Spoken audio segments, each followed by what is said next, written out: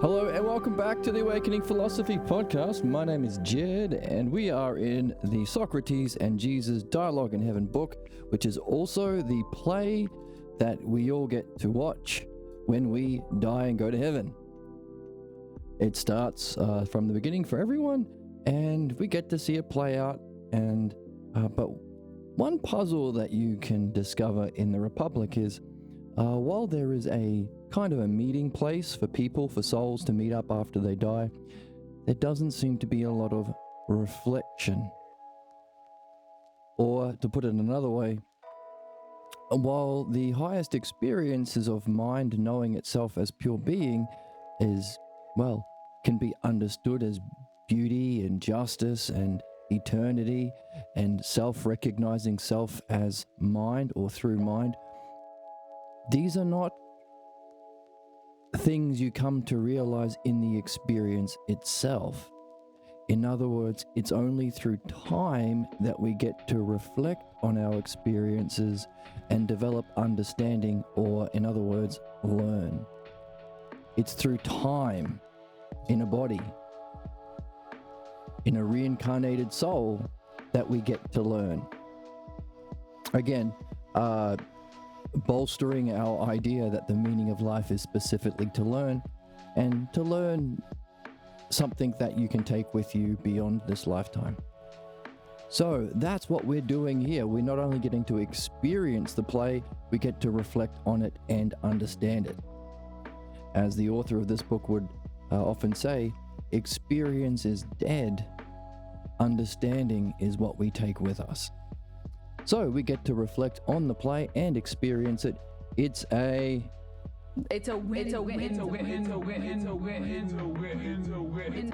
win-win for us. Hooray.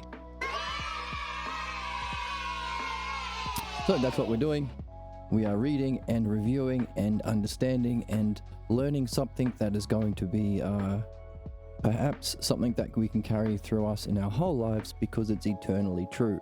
This is not a belief podcast or an opinion podcast. It's an understanding podcast, which makes it different.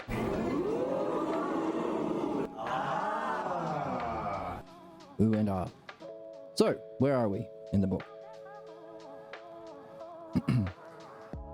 Well, we have once again covered 4 kinds of heroes: Achilles and Odysseus, who have to go through that journey.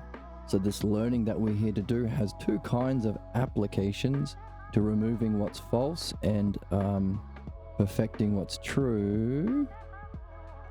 So there's that. And these are 2 characters who go through that process themselves. Achilles, who has to overcome his problems to become heroic. And of course, Odysseus, who has to reflect on his problems in spite of having a level of wisdom. So, Achilles and Odysseus. We have Hercules, who's considered the ideal hero, or the greatest hero, because of his state of being and functioning. We have the female Hercules, Penelope, considered the ideal woman by the gods. And we have a sage,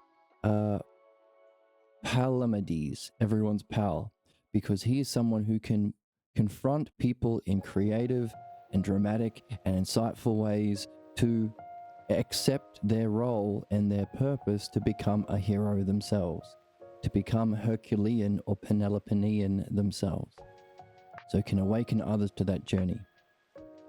Now, the haters, of course, come in and say, I don't like that, because that wasn't what I grew up with, wasn't what my mummy and daddy told me to believe.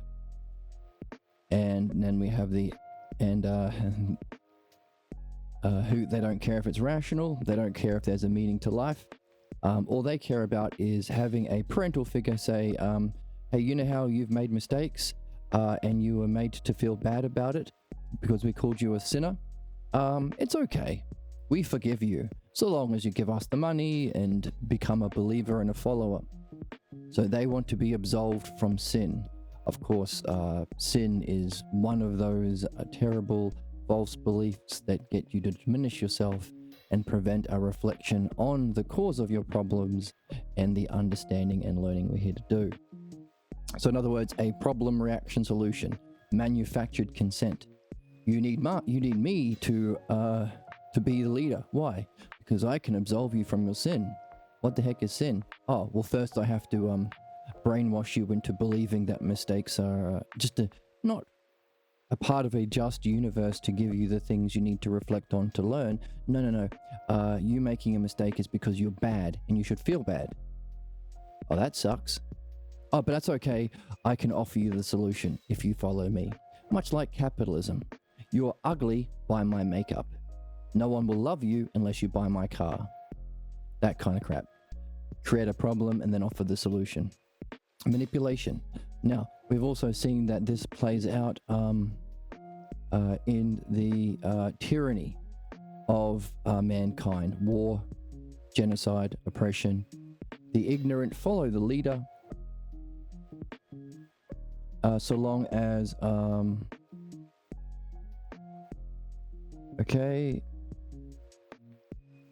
when the core beliefs of one's family clan mirror or support that of their religion or their political leader, the mindless ones will follow any call to duty and leave in their wake chaos and destruction. The ignorant follow the leader and then just blame him for whatever failures follow from his leadership. It keeps them from seeing their own crimes against the dignity of their fellow man.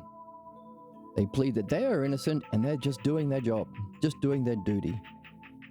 The cry of doing one's duty binds people from seeing themselves. So that's the unleashing of the tyranny of the mindless many. So not only do we have a moral imperative to go through this dialectic reflection on the unsuspected false beliefs and images we carry that cause our individual problems, we have one to the collective, or an ethical responsibility, because if we don't, we can very easily be fucked with and manipulated into doing terrible, terrible things against our fellow man. Think of ICE, think of MAGA, think of Nazis, think of the Israelis doing the genocide, think of any number of people who are just doing their godly duty or their American duty or their national duty to abuse their fellow man. Okay, the significance of beliefs individually and collectively. The haters come in and say, hang on a second, I like that they can just magic away my problems with the false belief in sin and reconciliation. Who cares if we're not rational? Who cares if we hurt others not in our group? Who cares? We need punishment, because how else will we stop bad guys from doing bad things? And the anti-chorus says, hang on a second, a few things. So this is a summary of this section of the book. Your idea of the divine and spirituality has to be that which can move you through your spiritual stages of development. Just like any educator has to recognize there are stages of cognitive development in education that a child goes through. And a good education teaches, shapes and colors for a year 1 student, teaches basic math for a year 2 student, etc., etc. They improve as they develop. So too needs spirituality. So there needs to be a model of spiritual development, and the idea of the divine or theology has to be a personification or a reflection of that development that we are here to go through as souls. And that's what we're doing here. We're establishing the paradigm. The paradigm is called the logos, and our understanding and use of it is called the dialectic. Therefore, the one thing we're here to do is to master the logos through the art of the dialectic. And we call it an art because it's used to benefit the subjects. Unlike politicians and clergy and parents who seek to benefit themselves when they play their Noah role. That's corruption, has to benefit those you have leadership over. So, change your idea of religion to a personification of your spiritual development, the logos. And by the way, this idea of inflicting suffering on human beings doesn't stop bad guys at all. It actually prevents people who you consider bad from actually learning, and it prevents society from reflecting on the conditions and causes for people to have to act bad to meet their needs. You're not born an evil baby unless, despite what your parents or preacher or politician tells you, you learn how to meet your needs. And of course, we have to address the kind of learning and the kind of conditions that make it impossible to meet your needs without breaking the rules. For example, if everyone is poor, what do you think is going to happen?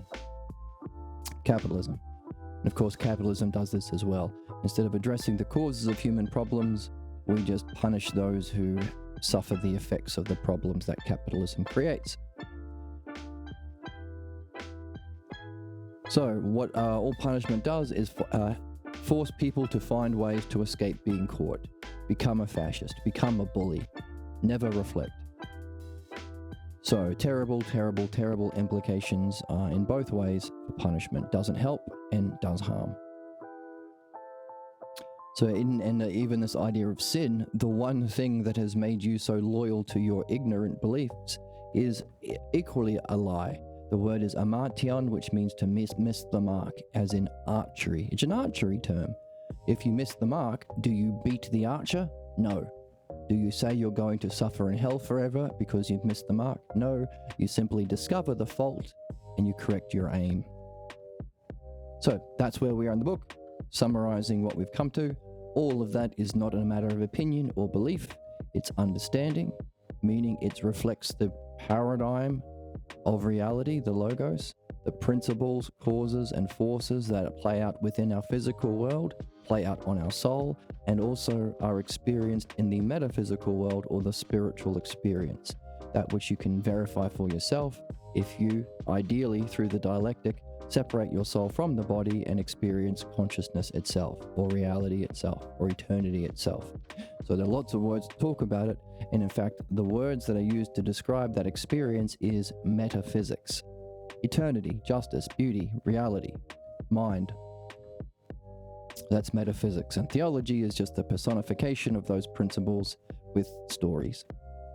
So for instance, Achilles, Hercules, and Odysseus are souls who have gone through the process of understanding those principles and employing them to remove their false beliefs about reality and develop understanding of reality and the highest experience of reality as well, or the brilliant light of being experience, and can function excellently through it, being themselves.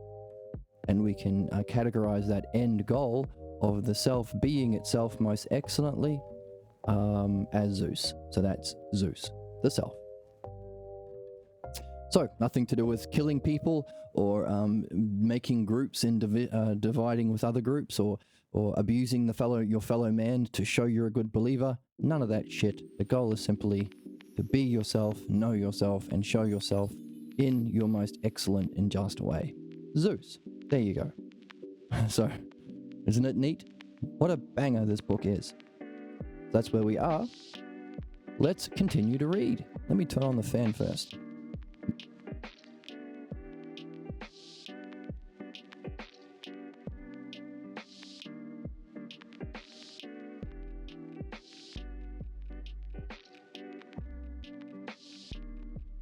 Fan is on.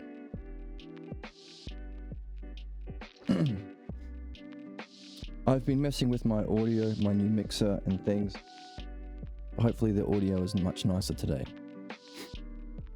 I've been learning about compressors so I don't get the loud peaks before the compressor kicks in.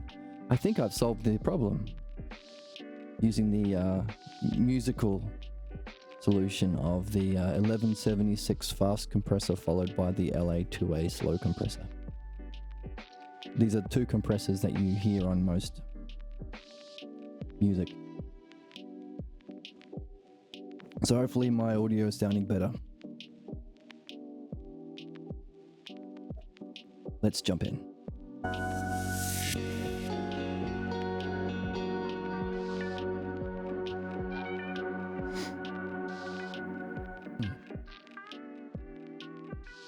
Socrates. There they are.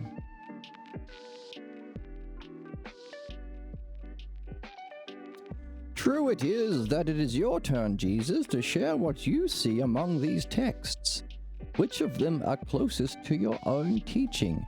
And they are talking about the Gnostic Gospels that were tried, that the church or the authority figures, again, cause of our problems, kings and clergy, tried to destroy. We found a cave in Egypt with these Gnostic Gospels. The word Gnostic because, again, it's not about Paul's idea that you should be a savage believer and a fucking idiot believing what you're told. Gnostic meaning developing knowing of yourself, knowing for yourself. So keep in mind, it's Paul, not Jesus or Mark or any of the other Gospels that the church tried to bury that talk about belief. So, if you wanted to, you could save Christianity by saying, hey, Paul ain't Christian, Paul killed Christians. True Christianity is developing an understanding through parables or through analogy to understand the nature of your own higher states of mind. That's the kingdom of heaven. We can see Jesus talk about kingdom of heaven as a state of mind in the Gospel of Mark even. And if there is a state of the kingdom of God beyond heaven, we could recognize that as the self being the self, or Zeus. If you wanted to save belief, and some people can make the argument, well, it might be easier to get people in to using their mind properly through understanding by saying, hey, actually Christianity is really about this anyway. So if you're a thinking Christian, you probably want to be Socratic, because that's what it's about. And of course, Jesus, as lots of people in his time, were heavily influenced by not just the religious Jewish beliefs, but also the nearby Hellenic philosophers. So it's the same game. They're always in the same game. From belief to understanding. It's just that simple. So, you might, maybe you'll catch more fish with honey, or however that saying goes, rather than saying just dump your beliefs. That can be quite hard for a lot of people who don't want to. They've spent their whole life identifying with their beliefs, so it can be hard, but there you go. The Gnostic texts. It's not an easy task. I could approach it if I could approach it like you do. It would make it easy if I were to do that. I am all for it, but what is the problem that you see in stating it directly and simply? The same problem we have in our channel. We state this directly and simply, but very few people can understand. Curious. Well, the problem I see, says Jesus, is your skill in words includes finding general themes in a jumble of differences. That's what. Now, this is key because this reflects the division stage of the dialectic. So, we're not only reading, we're understanding how to read and how to think in the thinking of Socrates as we read. So, we want to master the dialectic. After all, that's the meaning of life, apparently. Apparently, where's the dialectic on the board somewhere? There we go. So, definition. You want to understand something? What? Beauty? Talk about the subject in relation to itself. Definition. Now, you can only really see beauty, or often you can only see things unless you're experiencing. By the way, that's knowledge. Seeing reality or beauty itself. But we can learn about beauty or see it in its effects or its functioning. How does beauty function to others, self to others? How do those people affected by beauty, division, there are only 4 categories of the dialectic. How does those affected by beauty affect others? Now that's division. The division stage also needs you to find a general theme in all of those examples, or a single idea that has scope over the others. Like in music, a repeating theme in the chorus. or a repeating theme through the many verses that you point to in the chorus.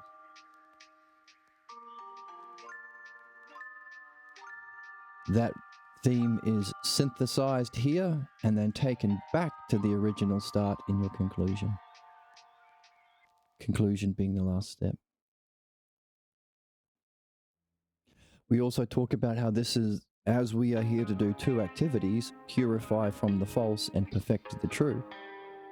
As we do learn to master the dialectic, we will have a whole bunch of stuff coming up in our minds to stop us. You're not good enough. Shut up. You're just a girl. You're just a broad. You shouldn't follow your goals. You have a duty to the country or to the priest or imam or whatever. So we have to collect a manyness or a jumble of differences. And then eventually, if we're taking notes about the kind of limiting or distracting or undermining self-talk and states of mind we experience as we seek excellence, eventually we'll be able to notice a theme or emerging. And that's our doorway into the most important activity, philosophical midwifery. Where does that theme come from? How does that theme affect my life? What's the history of that theme? Where did I learn it?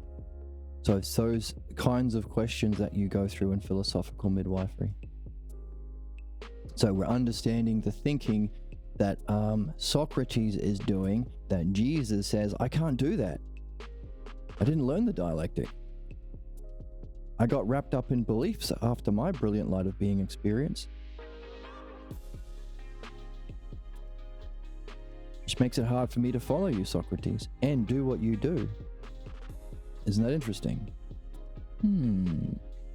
Interesting. Do a poggers.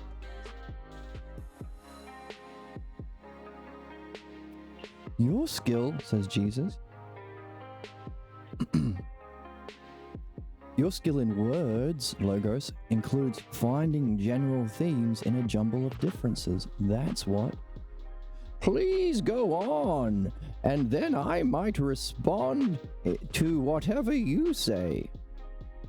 Now, that is an offer I cannot refuse, says Jesus. Then let me take the Gnostic works we mentioned and take the secret book of John for our analysis. The work surfaces the fundamental problem of the Hebrew Bible. The importance of the work is obvious, yet its meaning is obscure.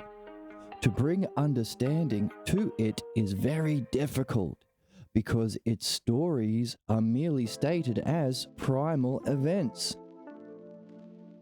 Remember, taking theology literally is barbaric, or makes you a barbarian. So to find understanding is to say, oh, this actually happened. Consider, these events have little, if any, capacity to generalize. We could call them idiosyncratic, since they stand with a singular importance without any transparent meaning. Thus, attempts to draw meaning from them are very difficult, if not impossible. These stories become easy targets for interpretation, since by themselves they are unique.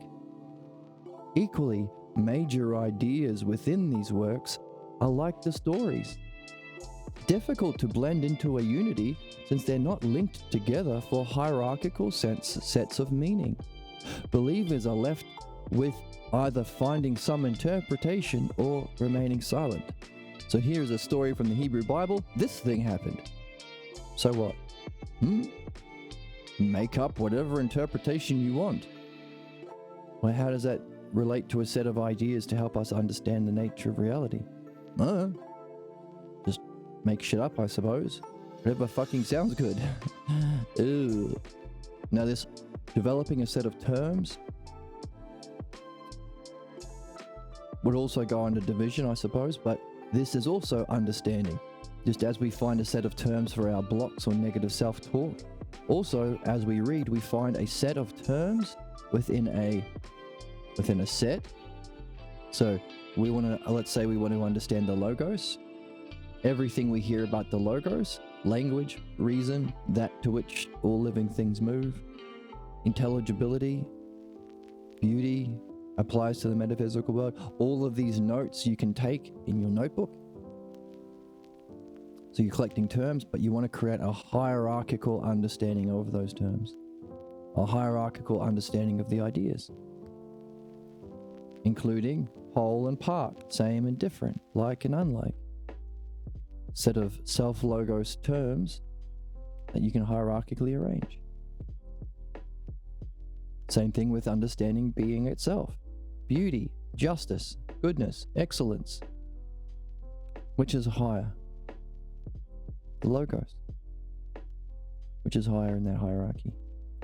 So that's what you want to do to develop understanding of anything. And that's what you can't do in the Hebrew Bible, because there are no ideas within the stories. They're just physical descriptions. This thing happened. Where are the ideas? What's the meaning? Now, of course, that's dangerous, because that means that you can just project your own personal beliefs into whatever you experience, interpretation. That's the cause of our problems.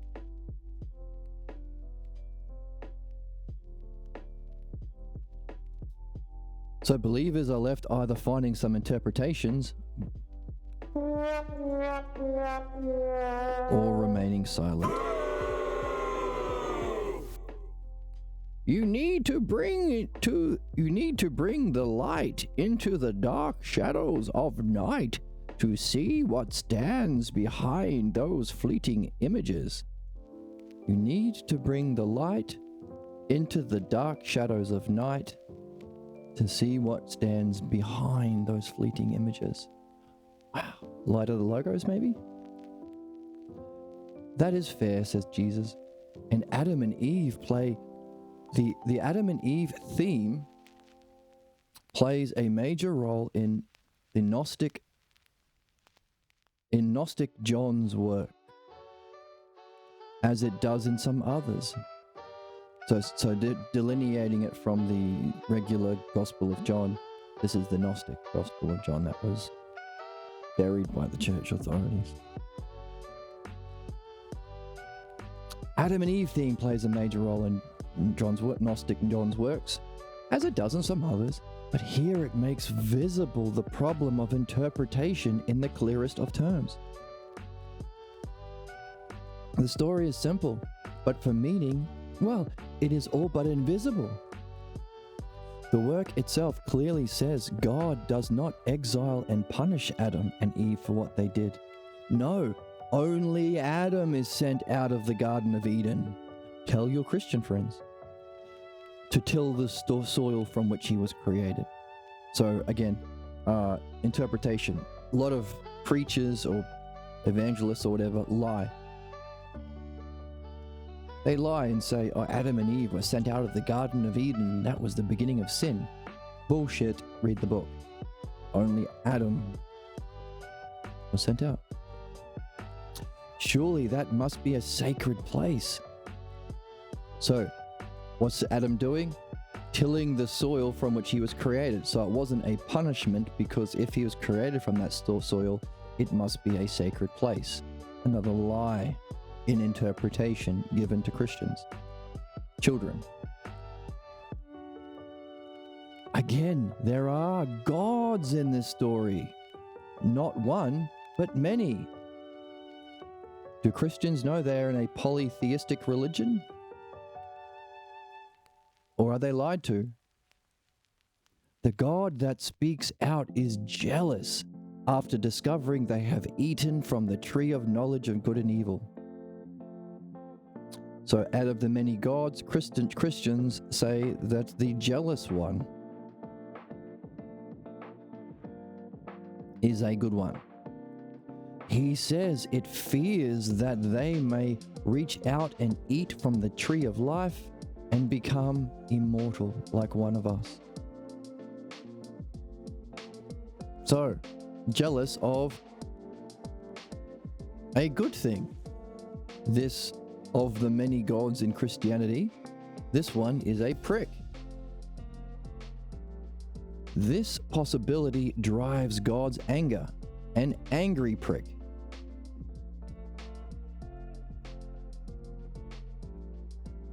He is jealous that man might become a god and become immortal.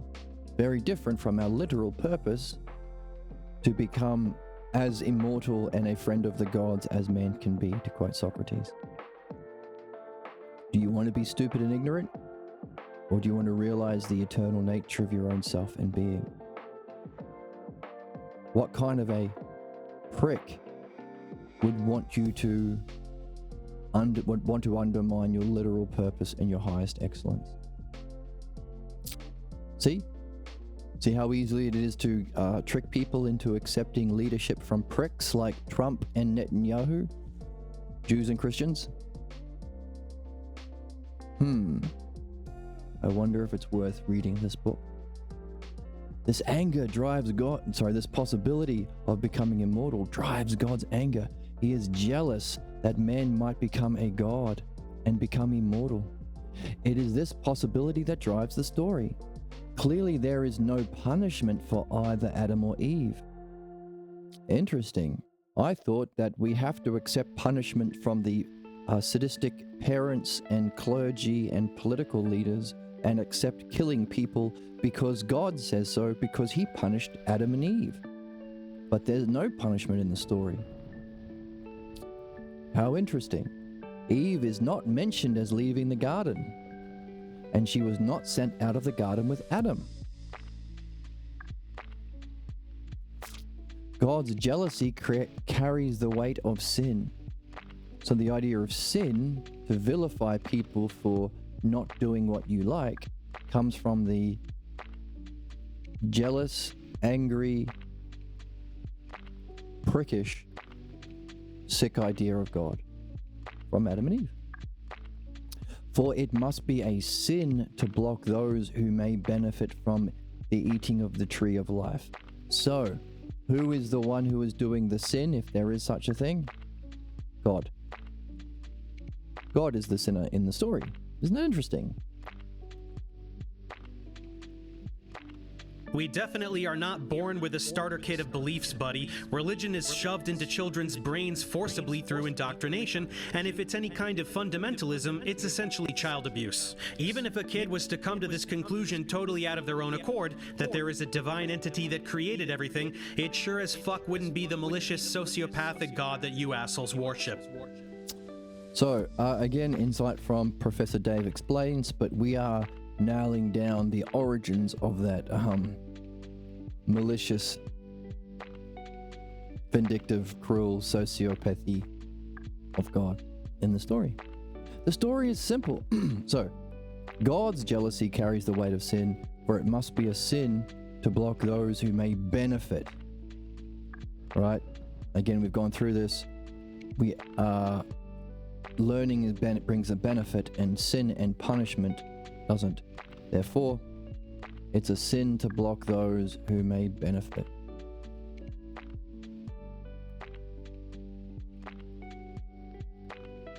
The story is simple, and it has an internal integrity, as you would call it, but to find it takes a bit of reasoning and a departure from interpretation.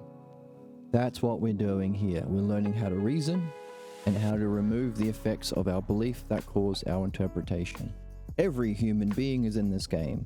Every human being is born for this reason. It is the purpose and meaning of life for everyone. Some people are more on the low end of the scale, project and see through their false beliefs and projections and interpretations. Some people are more aligned with logos, understanding and reasoned reflection. And it's no coincidence that those are the good people, and the people who are aligned with false beliefs and inflicting beliefs on others are the cruel, malicious, sociopathic, murderous, genocidal people in the world.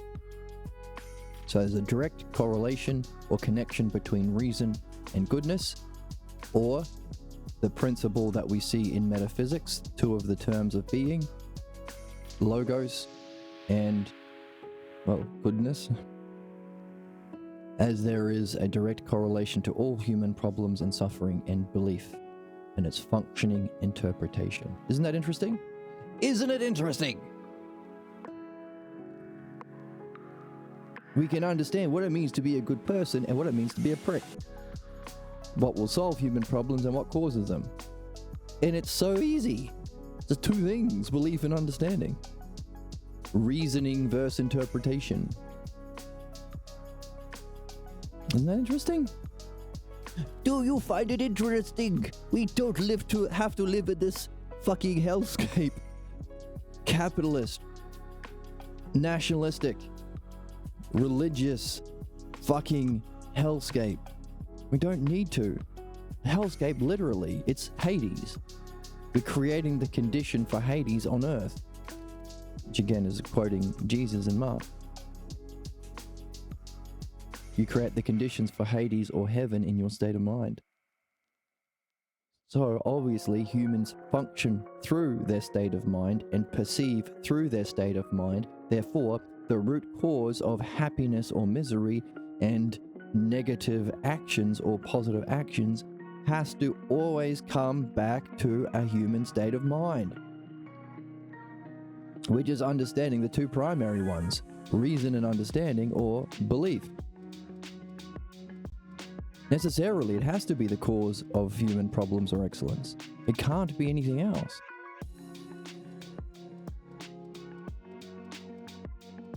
Maybe we can be optimistic that more people are waking up to it. Back before the internet, you'd have to, if you spoke out against religion, you'd be stoned or ostracized or exiled or mocked or abused or tortured by parents and your community for not believing the right religion and being a heathen. Rock music is the devil. Because I don't like it. We have internet now. We see there are thousands of religions and they're all fucked. So we can say, hang on a second. So this is the same principle of division. Thinking if you see there is a division, remember division, others to others, many religions that are all fucked, that are all oppressive, that are all child abuse, that are all used to justify man's cruelty against man because they're not in the right religion, then you can find a repeating theme in all of them, a causal theme that you can hierarchically rank above all the others with more scope, hierarchical ranking of terms or ideas. Belief. It's the same thing with politics. What do the fascists say? I have a belief that the Browns or the women's or the poors need to be punished. And what do the good people, the Mumdanis and the Bernie Sanderses of the world say? You can fucking understand human problems and understand no one can fucking pay rent because of the capitalists. No one can afford food. Only 10% of society gets to participate in society because they have all the money and they spend their time exploiting the 90%. You can understand that is always, always, always going to cause problems because understanding is true and about principles, causes, conditions that affect everyone. So again, if all the good people are doing understanding, and all the good things come from understanding, and all the bad things come from belief, hopefully it won't take humanity much longer to come to the conclusion that the repeating causal theme in both is belief or understanding. And then when you see, like the other day, Sam Cedar, someone who functions very, very well through understanding his whole life or his whole life's work, and his podcast or his show, The Majority Report, is all about understanding and pointing out the problems caused by fascists. The other day I heard him say, I have this religious belief that I need to circumcise my children. The fuck? But fortunately, the entire comment section were people saying, well, dude, I think you mispronounced genital mutilation.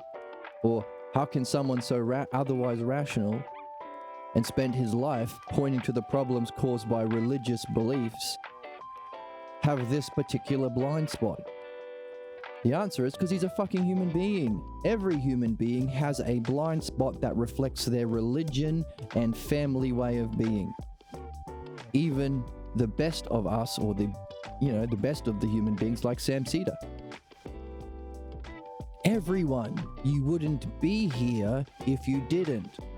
Therefore, the idea isn't to cancel Sam Cedar because he's got a belief. It's to recognize even the best of us have beliefs, and even the best of us who can otherwise function along with understanding need to do further work into understanding the conditions and causes of understanding, so he can even understand better and actually address the causes of human problems, not just report on them. And also, equally, go further and understand its shadow, the shadow of the logos, the pathologos, the sick false beliefs we get from childhood from our family clan, and the associated role and way of being we identify with. So yeah, Sam Cedar's got work to do. It's the same work we're all here to do. Master the logos and the pathologos, and they both function through the same art of dialectic. To be a good friend isn't to, crucify Sam. It's to say, hey, look, you've got a problem, a blind spot. Let's ask questions that you can reflect on about this blind spot so you can recognize, again, a manyness. How this blind spot functions in lots of areas to do with your Judaism or whatever religious family way of being he grew up with. There's a history. It manifests in lots of ways, not just in mutilating your child's genitals because of religion or belief. So he can see us. That's the story of Achilles. Other people can see your blind spots, but you can't. That's why you need the dialectic. So he can see it, reflect on it, develop the courage and the even-temperedness and the use of the logos, wisdom, the virtue of wisdom, the doing it at all times, the virtue of justice. So the courage and character needed to go through this process of self-reflection. So he's nurturing the character of his soul while learning the art needed to uncover and free himself from his own false beliefs and become Herculean or Achillean or a hero. Become a hero. Reach the excellence that he is here to reach. The purpose. And it's the learning and nurture of the soul that is the only things we can take with our soul into our reincarnation. Hopefully reincarnating up and not back down into Hades. So, that's the principle of division, or looking for the many instances or the many differences and finding something the same in them. Because that's recognizing a pattern, that's a mark of intelligibility or logos, which means you can solve your problems. Problems are inherently solvable, just as the self is inherently knowable. Okay. Is it fun? I hope this is fun. I think it's fun. Making ice cream is a good and courageous thing. I think so. So, to see the meaning in the story of Adam and Eve, you don't just accept the interpretations from priests. There's one God, and he's good and loving. And you need to get punished. You need to let me spank your bottom because because God says so. Because of Adam and Eve. Nope. Actually, A, there were many gods, and B, this particular god was jealous and angry. And C, he was doing the crime. He was committing the sin in preventing human beings from development into understanding and immortality. A, B, C, D, there was no punishment. Women were not punished for the sin. Eve stayed in the garden. And Adam was sent to a sacred place from which he was born, from which he was created, to till the soil from which he was created. That's not a punishment, that's a sacred place. So all of these, the opposite of what we're told by ignorant people claiming to be wise because they want to sit in daddy's chair and wear the big hat and claim to be a big strong knower. Clergy. And you can only see it if you can reason and depart from said interpretation. Again, Adam and Eve's story reflecting the nature of human problems in a nutshell. Isn't that interesting? I think it's interesting. The primary purpose of pools is not to murder. It is for enjoyment. Exactly. Couldn't have said it better myself. Said it a little better. Socrates. Really, I would like to hear what you have found about the story of Adam and Eve's integrity. I would rather you do it, Socrates. Good answer. If I was talking to Socrates, I'd say the same thing. I'll set it out, and you do the work. List all the characters in the story. Now, keep in mind, this book is written by someone who is, I can list Pierre Grab's credentials, like the greatest philosopher of all time. Buddha of, Dharma, successor of Buddhism, so a white Buddha, that hasn't happened before. So a spiritual guru and master of philosophy, head teacher of the American College of Religious Sciences, founder of the APPA, the American Philosophical Practitioners Association or something. War hero, one of the most decorated war heroes against Hitler. So lots and lots of good stuff there, but primarily we want to understand that he's someone who's mastered the logos. And like Palmenes, our pal, which again he taught us in the book, help giving us the conditions for our own learning. He doesn't want us to believe. He's specifically been saying belief is the cause of problems. So everything he's saying here, this is for you. You list the characters in the story. You single out each of their remarks that have any prediction or futurity to them. Any predictions on the future. We can see that. So, and by the way, anyway, it's fine. You do the work. Because he's helping us. No one can make you play, but if you want to play, it's right there for you to play. We can then see if what they expect will be confirmed in the story itself. So if what they expect is confirmed, how good are they at predicting the future? After you do this, you must tell me how well the roles of the characters form into a unity that is truly prophetic. So how well the roles of the characters form into a unity, and whether or not it's truly prophetic, able to predict the future. Already, I see how this might change my view of the story, as it should you. Will do as you say.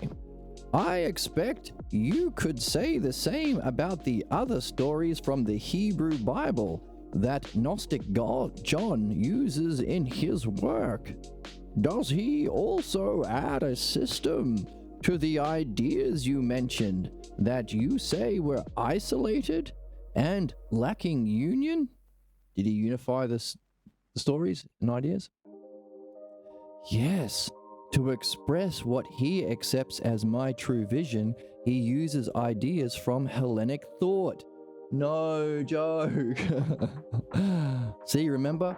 We're all in this process of movement from belief into understanding. As we see the significance and power of understanding, very few people will just drop your old beliefs. They'll try and keep their beliefs, keep their core beliefs, because you need to go through midwifery to find them and surface them because they're unsuspected. Therefore, everyone will try and Hellenize their Judaism, try and patchwork their beliefs with understanding.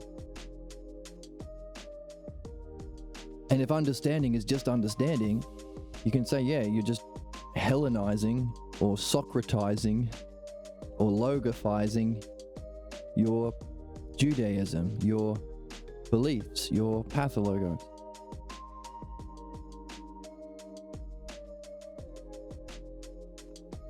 That's what people do.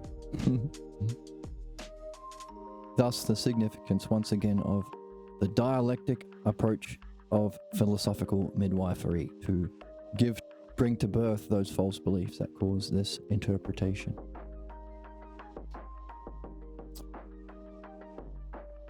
So he had to steal from Hellenic thought, of course, and from the Prometheus legend, like forethought, afterthought, and the power of mind. Okay, so what the heck does this mean? Carry this as a question. He also brings into his work the idea of perfect mind as having a foreknowledge of itself. Wow. It emerges from the will of the spirit. Sure enough, here we see echoes of Athena's birth from the mind of Zeus, the warrior goddess of wisdom coming to birth fully formed from the mind of Zeus or self. So in other words, mind coming to birth from self with already having foreknowledge or knowledge of itself, emerging from the will of self. Athena, the warrior princess for the Logos, tanking on the front lines for understanding. Beautiful. John also adds the idea of triads into his work. See, we've got some triads. Remember, to be on this quest is to be the true mystic. Many are the staff bearers who claim to be sages or mystics, but the only true mystics are philosophers. Here we are, that's us. Look for questions, create hypotheses, don't identify with them. Don't say, I am a Christian or I am a Jew. Create that belief as a hypothesis yourself. And we saw last time the haters saying, this is what I grew up with, and the anti-chorus saying, you create your idea of the divine. You create your hypotheses. That's the dialectic. So don't identify with them, carry your hypothesis, your likely explanations in your hypothesis sack, carry your questions in your question sack. This is you, the true mystic. I'm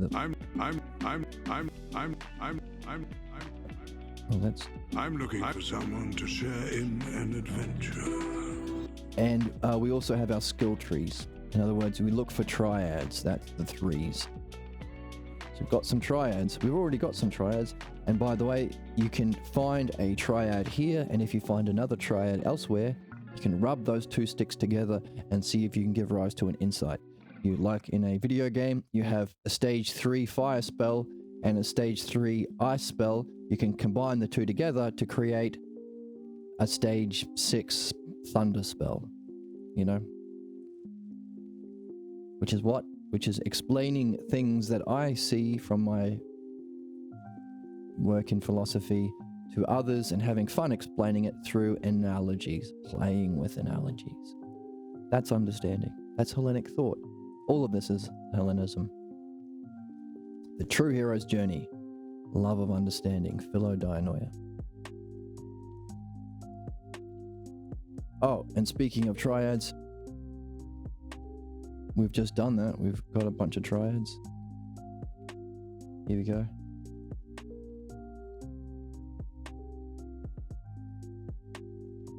Understanding and beauty coming together for the dialectic.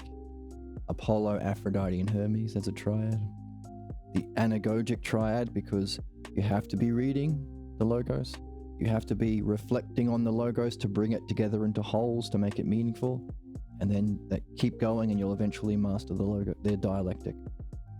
So triads there. Anagogic means upward moving. That's how we evolve. An example of triads. So, Gnostic John borrowed Hellenic triads. So John adds the idea of triads to his work. We both know that the idea of the triad is fundamental, because if a duad were basic, it would be without love, and there would be no true intimacy. Oh, so there's our principle of Aphrodite. You don't just learn or read Apollo to get to Hermes. You also need to be inspired and have love and logos. There has to be that element driving you, inspiring you. making you want to kiss the beloved. Sounds like that. It would be without love and true intimacy. It's a good thing we reflected on Apollo, the god of philosophy, and Aphrodite, the god of beauty and love. Socrates. It is pleasant to talk about this and smile at our sameness, is it not? Down the line of those like me, there is an interpreter of mine, Proculus, who cultivated his philosophy on this very idea of the triad. It is the principle found in his thought, the principle of the thought of Proculus, and it is the basis of the mean analogy. Oh, we like that. He noted that it was the characteristic idea of every divine order. See, these ones. Proculus got into it too.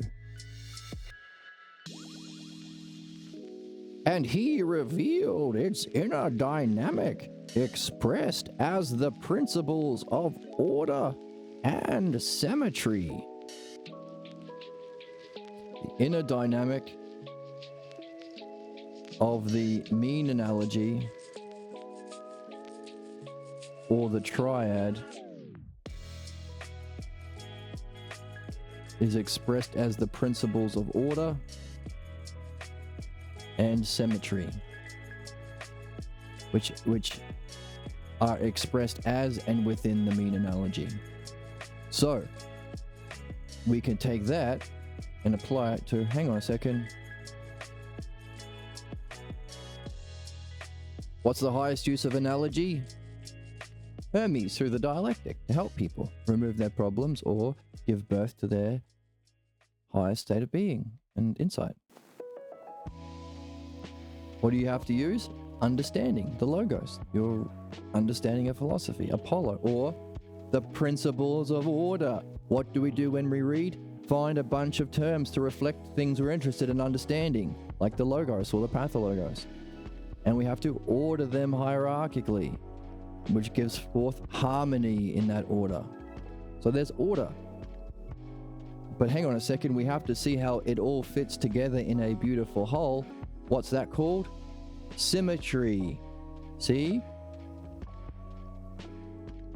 Aphrodite is beautiful because her face has a symmetry.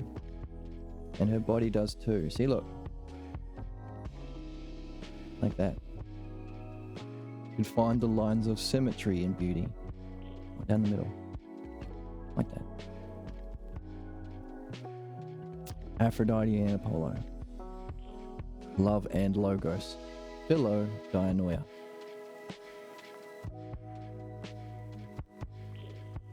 So there's order and symmetry within analogies. Ooh, which you see in the triad.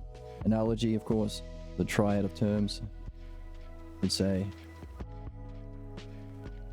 as Diotima, Socrates' teacher, taught Socrates, so too can Socrates teach us.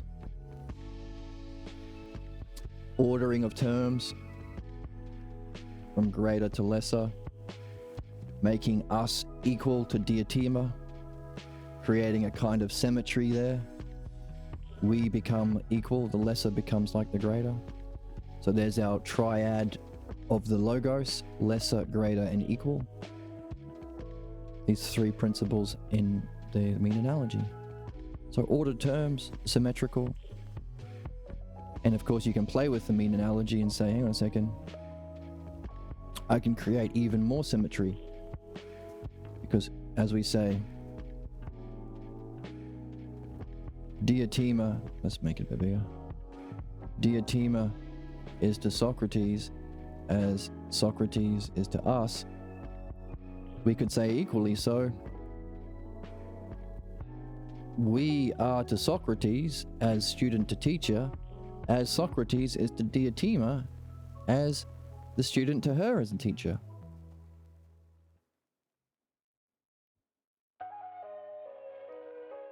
Or we could say Socrates is to Diotima as student is to teacher, as we are to Socrates as student is to teacher. Or we could say Socrates is to us as student to teacher, as Diotima is to Socrates as student to teacher. So these are manifestations of the same root triad or analogy. Have a look.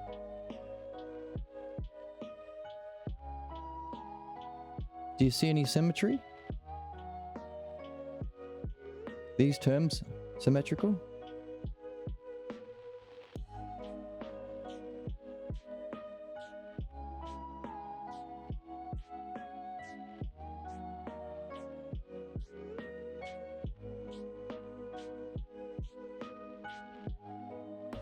Is there a symmetry here?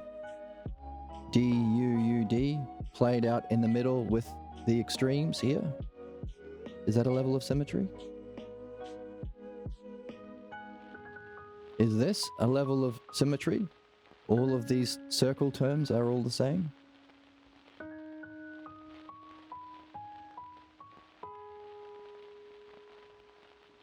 Do we see a line of symmetry here? We can fold it upon itself. See?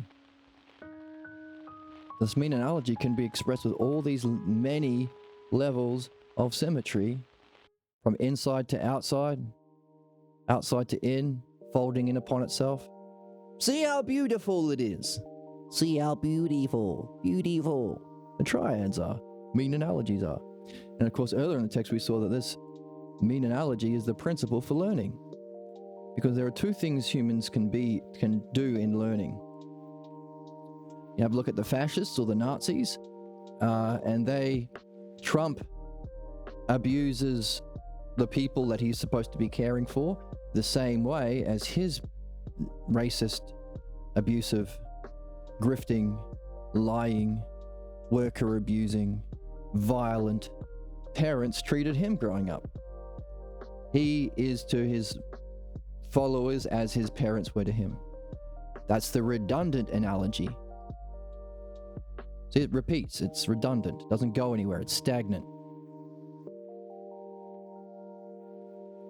And then MAGA people become ICE members and abuse, rape, murder, steal from people that they get away with until the fucking Democrats get off their fucking asses and fight back against the fucking Nazis. What the fuck are you getting paid for, left-wing politicians? Your people you're supposed to be caring about are being abducted by the worst fucking fascists. Get off your ass and do some Nazi stopping. Okay? A little bit of an aside there for the supposed opposition that are getting paid even while the government is shut down. So, do something. So, stagnant. The cause of oppression and tyranny, which is this kind of stagnant two-term analogy that repeats. Ignorance, or the cycle of ignorance. Cycle of ignorance. Okay, the other form of learning is the mean analogy. As Diotima taught Socrates, so too can Socrates teach us. And as we learn, we become like Diotima, but we have our own unique take. We're doing math. We are we're mathematically understanding the two kinds of learning that human beings can do. One is the cause of all human suffering and violence, and the other is the cause of our development, our solution of problems, and our spiritual excellence. So there's two mathematical representations of the two kinds of learning we can do. One is stagnant. Trump's parents treat him a certain way. Trump imitates it to the people that he has power over. And then people who believe him, like ICE, murders people and so on. It's stagnant.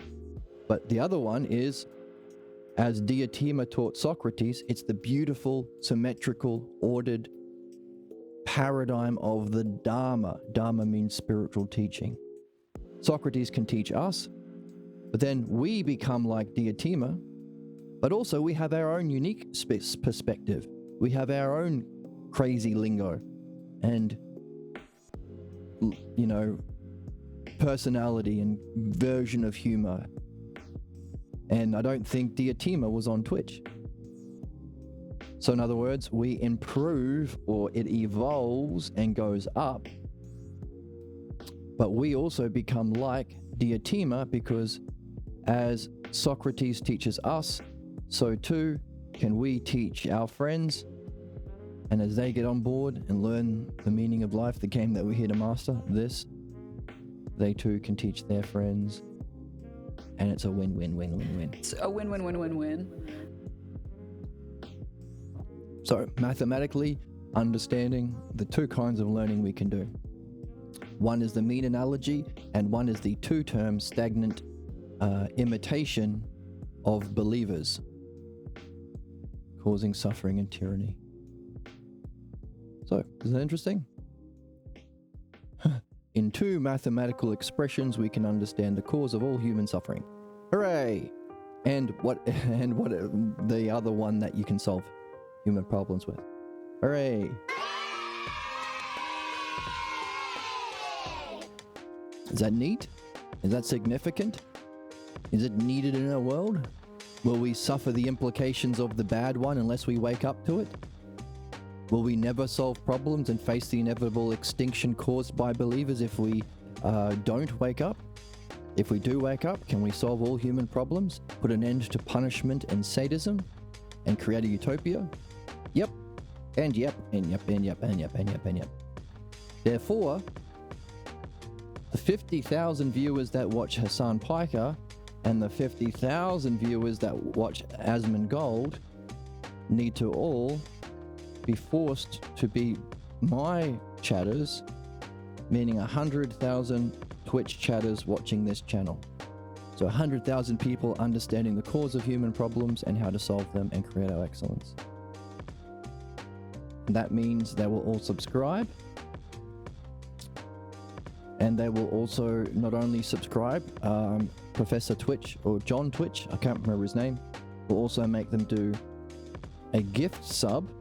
So they will subscribe themselves and do a gift sub, which means I will get 200,000 subs, which means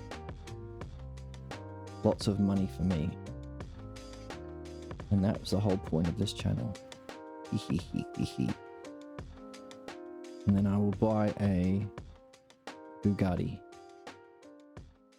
And that's what this whole thing has been about. Fuck humanity and solving problems and creating excellence and happiness. I want my Bugatti. That's a joke. It's not that. It's to make this understanding of what we need to solve problems and fulfill our purpose fun and interesting and open.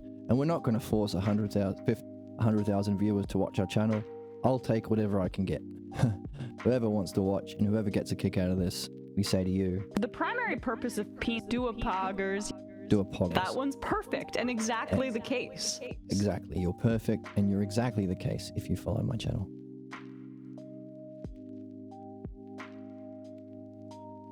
It's a win-win. It's a win-win. So,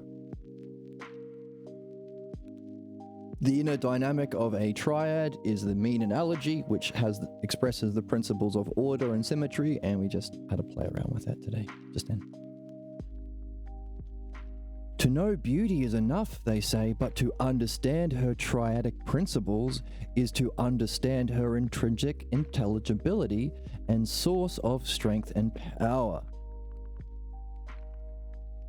So we want to know beauty. Ultimately, the highest state of being is to know beauty itself. And so if you follow the spiritual initiation process of love and logos given to us by Socrates' teacher Diotima through the symposium, you'll see that it culminates in the knowing of beauty itself.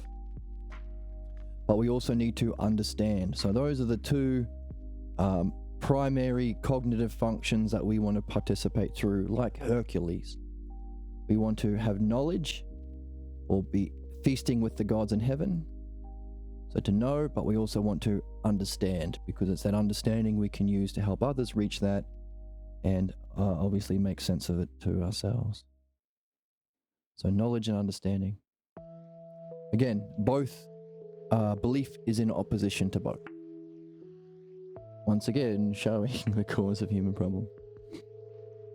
So to know beauty is one thing, but to understand her, to know your beloved, to kiss her on the mouth is one thing, but to understand her, to understand the principles and the intrinsic intelligibility. What makes beauty beautiful? Why is it an expression of analogy? How does it manifest in the world? How can you play with analogies to show it? It's the intelligibility that's the source of its strength and power. In other words, we're attracted to beauty, or Aphrodite is one of the gods that the gods celebrated her birth, because now mankind can seek the gods because we're attracted to beauty because it's intelligible. That's the strength and power. It reflects an intelligibility of the highest order that we can grasp intuitively as a whole, which propels us, inspires us to our journey of love and logos.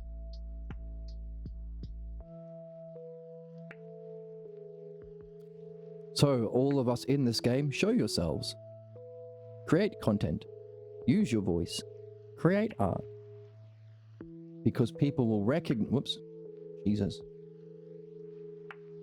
People will recognize it as a whole, and then can be drawn into understand the principles of the logos and self that you are expressing. Love and logos. To see the intrinsic intelligibility of beauty itself, or divine luminosity. This book bangs, by the way. To know beauty is enough, they say, but to understand her triadic principles is to understand her intrinsic intelligibility and source of strength and power.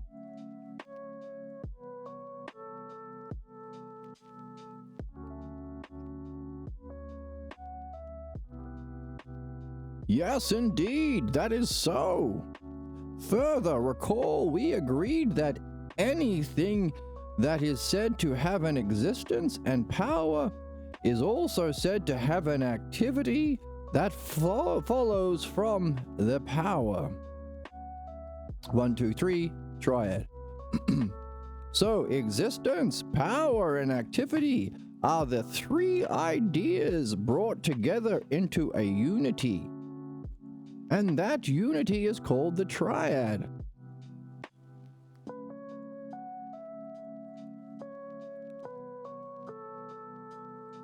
With this idea of the triad, other terms can be substituted, but they must share those characteristics.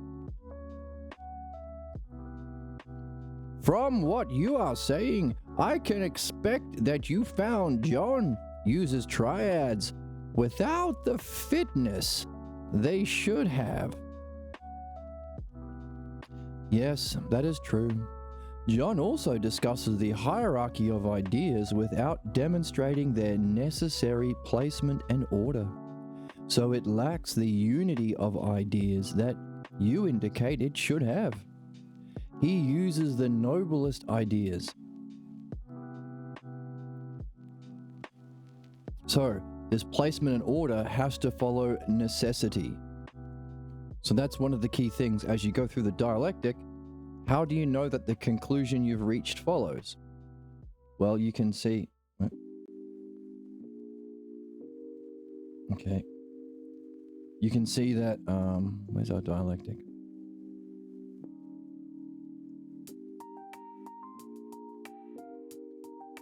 Here. So you can say, well, hang on a second. If beauty doesn't exist... Whoa, that's big and fat.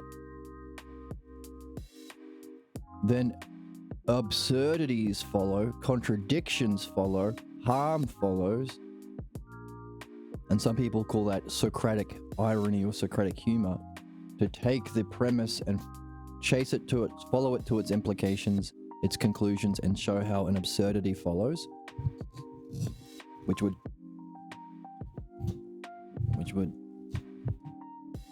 demonstrate that this wouldn't be the case, so proving the opposite.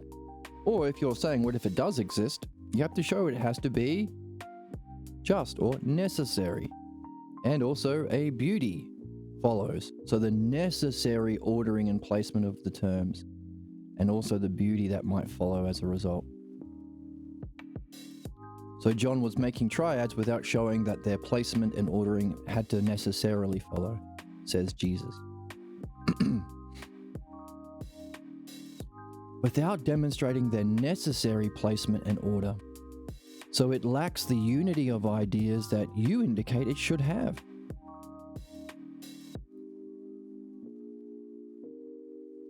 He uses the noblest ideas of the one and calls it Father, but at another time calls it light. And equally he does the same with the ideas of mother and child, without carefully preserving their key differences or internal integrity. So, in other words, if you're playing a video game and you realize you need the green key to open the green door, but sometimes it's the blue key, then what the fuck are you doing? In other words, you can't solve the puzzles unless the author creates and sustains an internal integrity. Then all of a sudden you don't need a key for the orange door? What? How will I solve this puzzle? If he calls the one Father, but then calls it light, what? That's too... Hang on a second. Wouldn't the light be the creation from the Son or from the Father?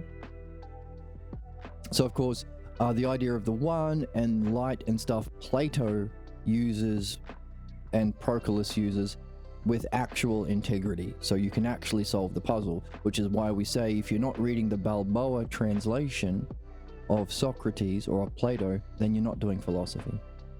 Because you know who else doesn't preserve the internal integrity and key differences? All of the other translators of Plato over the last 2,000 years. Even good ones, well, otherwise good ones like, Rouse or Fowler in the Lobe. So, only the Balboa will allow you to, because sometimes they'll talk about wisdom as nous, and sometimes phronesis, and sometimes, well, like here's a key one, phronesis. Phronesis is a key term reflecting the state of self. Sometimes they call it wisdom. Sometimes they call it knowledge. Sometimes they call it spirit. Holy fuck. You're never going to solve the puzzles if you read those translations. Big ones, big fundamental betrayals against philosophy by those in the Aristotelian or Roman tradition in the last 2,000 years. No self. Can you imagine philosophy without the word self? It sounds insane, right? Well, that's what people have been doing at colleges up until now. Just the one, not the oneself. Insane. The eidos, the aspects of the brilliant light of being that is the whole entirety of metaphysics, that is personified in theology, real theology. Gone. They translate the word eidos not as ideas with a capital I, because they're not concepts, but forms. Plato's forms. We can reject Socrates and Plato and pat ourselves on the head for being moderns, who are much, much smarter, because he thinks there's a form of a chair in heaven. What an idiot. No, you're the idiot who doesn't know how to read Greek. Formed, one of the great betrayals against our spiritual and intellectual golden age tradition and inheritance. Prometheus, the gift from the gods. The logos and dialectic. So, John does a similar thing, but without even needing a translator to get in the way. Bringing back the dudes. Socrates. The meanings behind the idea of the metaphor, Father, does not even approach that of describing pure being or the realm of the intelligible, much less the good or the one itself. Yet, as we know, the idea of father is an essential part of those ideas we call core beliefs. This is essential. If you're trying to create an analogy and you don't have any fucking understanding of reality or metaphysics, you'll throw around your belief terminology. Trump is daddy. You call your priest father. It's sick. It's manipulating the conditions of childhood that you're fucking trapped in, so you have to accept blind leader because you're a baby, dependent upon them. And then these fuckers come along and say, I'm Father Trump spanking you. Literally, the Republicans call him father or daddy. It's sick. Priests call themselves father. It's sick. Why? Because father and mother reflect the ideas from core beliefs. But those ideas as metaphor do not touch metaphysics, the true understanding of the spiritual world of being we're here to understand. Self, mind, reality, our eternal self. Let alone the one self or the good. So, Socrates, hey, these metaphors are crappy because they don't explain. Like, think of how intricately we understand metaphysics so far, and we're only just getting started. All of the triads, the anagogic triad and stuff. The 12 principles of the gods needed for our soul's movement. The pairs of self-logos terms, whole, part, same and different, that every perception, every experience and understanding itself makes use of, allowing us to understand the nature of understanding and the difference between that and belief, because belief is in conflict. So when we say belief is the cause of problems, we can demonstrate through understanding and principles that are eternally true why it will always be the case. Does any of that get represented with father and mother? It's pathetically simple.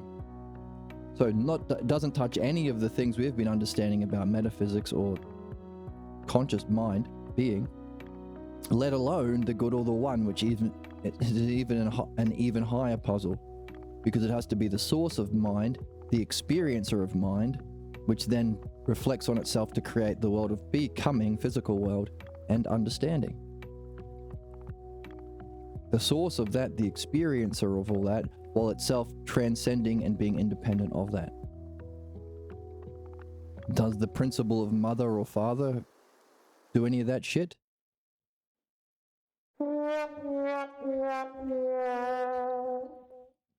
But again, it's just used to tap into your false beliefs from your childhood, which is why religion is a sick, disgusting manipulation and abuse of human beings. Always, in principle. Or, what was the expression from the text? Is used to get the mindless people who haven't gone through midwifery to engage the tyranny of the mindless. What's it called? If religion reflects your family upbringing, unleashing the tyranny of the mindless many. Kill the Jews, kill the Palestinians, kill the heretics, etc. It's sick. But it's a sickness we're here to understand and overcome, and we can. That's why I have all of the Twitch followers. Because we read the book where we can do that.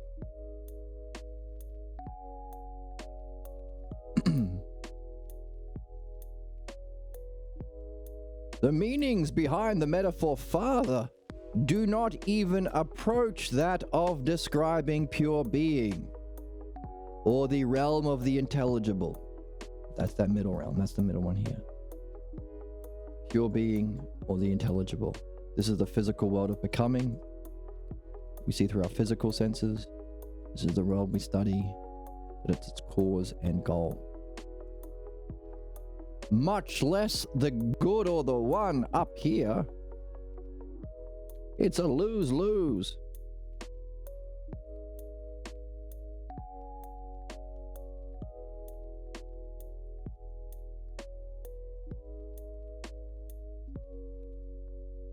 Yet we know the idea of father is an essential part of those ideas we call core beliefs. If the higher range of meanings of father does not include the ideas of the good, the most brilliant light of being, or the perfection of beauty itself, or truth, then the idea of father lacks a richness it is capable of expressing. You better put in your video game, whatever metaphor you're using, analogy you're using, make sure it's the key to find in the mansion, or the meaning that you are given in the text, in the game. The meaning has to be truth itself, the perfection of beauty, the brilliant light of being, and the ideas of the good. Those things have to be explicitly in the book, so a reader can find them in the part of the book where it's talked about, and then apply it to the analogy once the analogy is given. That's problem solving. That's the archetype of puzzles, or Sherlock Holmes, or video games. That's the hero's journey. If it's not, because the author doesn't have an understanding of those things because they lack Socratic metaphysics, then it's a meaningless work. And at worst, it's just a sanctification of childhood beliefs, which is of course the cause of suffering and injustice. Does the length of a man's shadow measure the man? What does that mean? Now, where do these ideas emerge among your followers? Okay, so maybe Jesus is getting butthurt. Well, hang on a second, he's just describing the shadow with the analogy. But that doesn't mean that the idea, the metaphor itself is bad. Does the length of a shadow measure the man itself? Where do your followers get these ideas? Tell me that, smart guy, says Jesus. Thank you for the invitation, snap. Among our philosophers, Iamblichus, Plotinus, and Proculus have brought our philosophy along more contemplative and metaphysical and reflective lines. Among them, Plotinus offers a banquet of philosophical ideas that raise the level of reflection to the psychic states of mind. So, Plotinus is very poetic in his reflections, and if you read along with it, you'll find it raises your level of perfection to psychic states of mind. It might have that effect on your psyche, as well as bringing additional clarity to metaphysical ideas. So there's our Aphrodite and Apollo, our understanding, clarity, and our experience in states of mind. He views the soul, love, beauty, and contemplation through his contemplative philosophical experiences. This isn't dry or academic stuff. These are things that humans have experienced and you can experience. That's the game. It is through his experiences that he is able to present mind understanding the mind. So,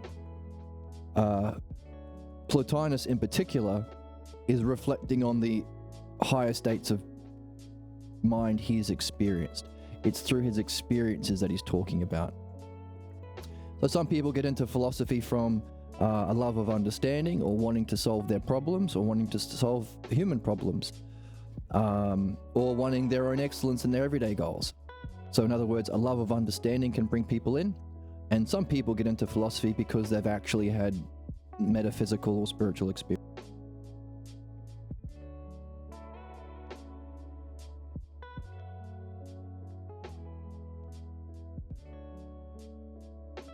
I sneezed. Hey, first spam of the day. Every single stream we get spam. There you go. Go away. So some people get into philosophy because they've had these experiences and they want to make sense of them because it's profound, it was illuminating, it was the best experience of their life, etc. So Plotinus is on that level. He's talking about his experiences and he's adding understanding to them. So maybe more like Odysseus than Achilles. That's an interesting way of putting it. His philosophy is the cultivation of the mystic experience of divine luminosity. Well, that's a good way of putting it. Proculus' philosophy is the cultivation of the mystical experience of divine luminosity. So again, we are just telling the truth. Now, the fact that we're just saying it simply and clearly isn't going to mean people are going to listen or understand. But this is one of the things Pierre said before he left us. We don't have time to keep this as an esoteric teaching. We have to share it with each other because we have the technology for the pathologos to end all human life. So no time for keeping it secret. So Buddhism, Taoism, Hinduism, Tibetan Shaolin monks, these are all little groups that have their own mystical teaching, and you have to, get the way, prove yourself to get inside and all that sort of stuff. Not anymore. The mystical experience is one thing. It's the divine luminosity of mind knowing the mind. That's it. Now we also want to understand it and realize that it's through understanding we can prepare ourselves for deeper experiences of it, and to understand its terms or eidos, not forms, but its intellectual qualities, that intellectually, defined qualities that we can see are present in the luminosity. Recognize it as ourself or our own mind knowing itself, and of course recognize that it too must have an experience or conditions and causes which must be transcendent or the one or the good itself. So that's what mysticism is. That's why we said earlier, Socrates said earlier, many are the staff bearers, people who carry a big mystical staff, but the only true mystics are philosophers, because, we're cultivating that experience, but also through understanding, which is that you need the two. So Plotinus' whole thing was a cultivation of the mystic experience of divine luminosity. Interesting. But without a corresponding dialectic. So there's the understanding part. Folks, the art we're here to develop. We need a corresponding development of our cultivation of your divine luminosity. Without a corresponding dialectic, his work lacks the true unity of our philosophy. So this is why we say that this is the paradigm of spirituality. Not only does it account for all of the depths of that mystical experience, it has understanding. If your tradition lacks understanding, well, then it's a lacking tradition. You could just keep everything you've got and add understanding. So if philosophy has both, then it's the paradigm for mysticism, which means no groups or sects or cults needed, no need to keep it secret. Daddy has a secret teaching and all of that family belief bullshit. No, we can all just be unified and recognizing the human quest is for everyone through the dialectic. It's a win-win. It's a win-win.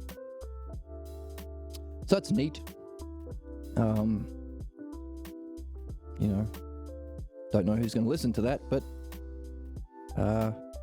we say it anyway.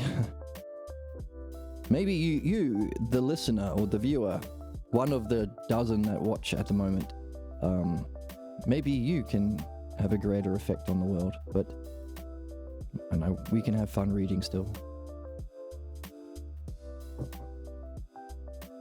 Without a corresponding dialectic, says Socrates, his work lacks a true unity of our philosophy, the true unity. When he describes his dialectic, it lacks scope and precision. when he describes his dialectic, Plotinus's, it lacks the scope and precision of Plato's dialectic, as well as that of Proculus. So Proculus and Plato have a better dialectic.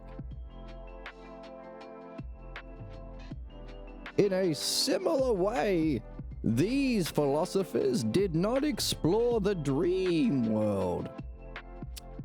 Dream analysis, we keep saying, is essential too. We could say they advanced the metaphysics in a remarkable way, and brought more of the personal element of their experience into our philosophy. So as we said earlier, I think we've taken it off the board,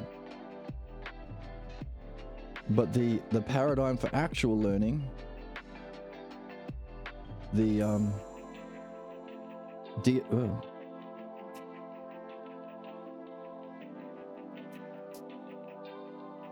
Diotima is to Socrates as Socrates is to us,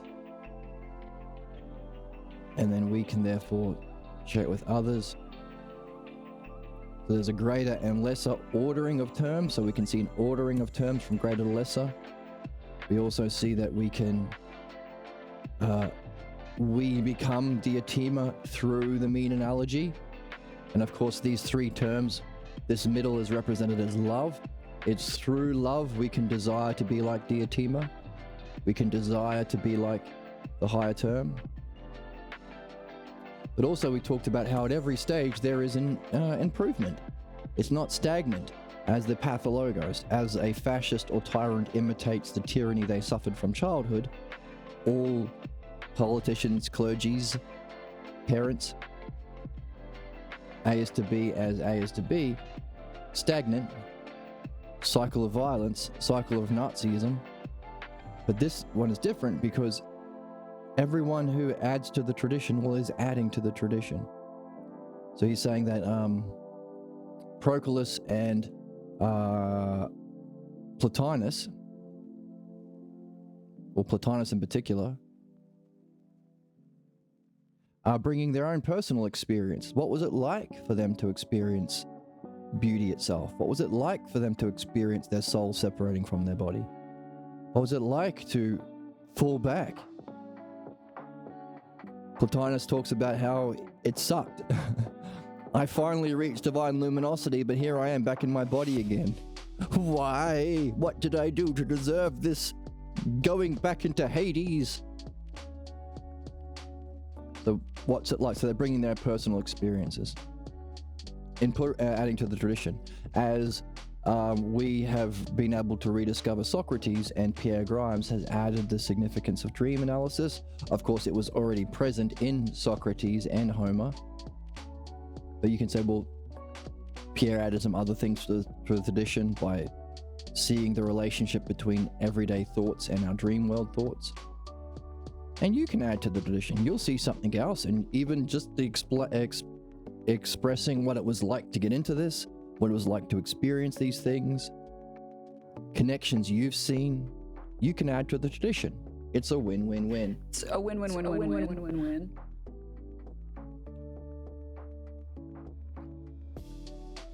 They advanced the metaphysics in a remarkable way and brought more of the personal element of their experience into our philosophy.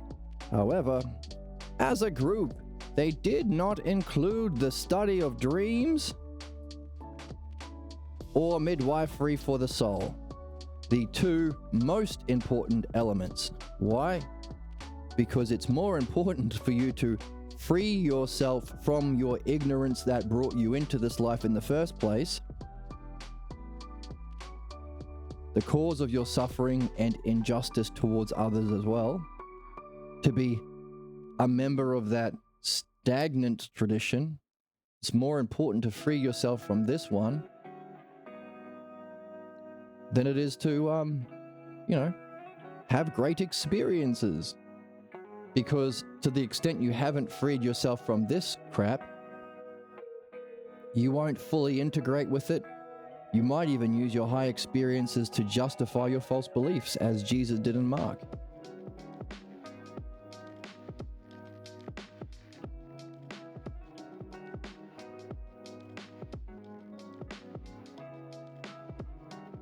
So how do we purify from this?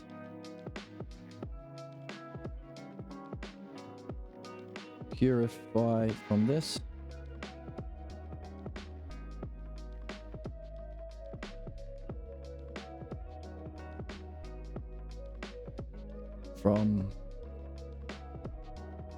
From the sad one.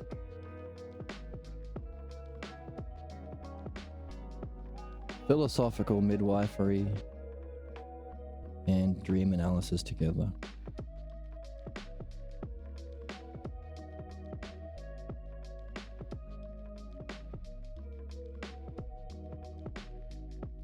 So, while they might have added their own personal experiences or insights into the positive, they haven't purified themselves from their problems, which would prevent their higher growth. So as Plotinus is lamenting having to return to a body after his light experience, why? This is why, pal. You left out these two things.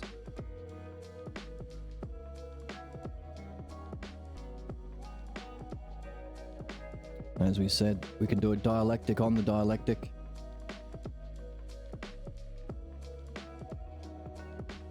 And say,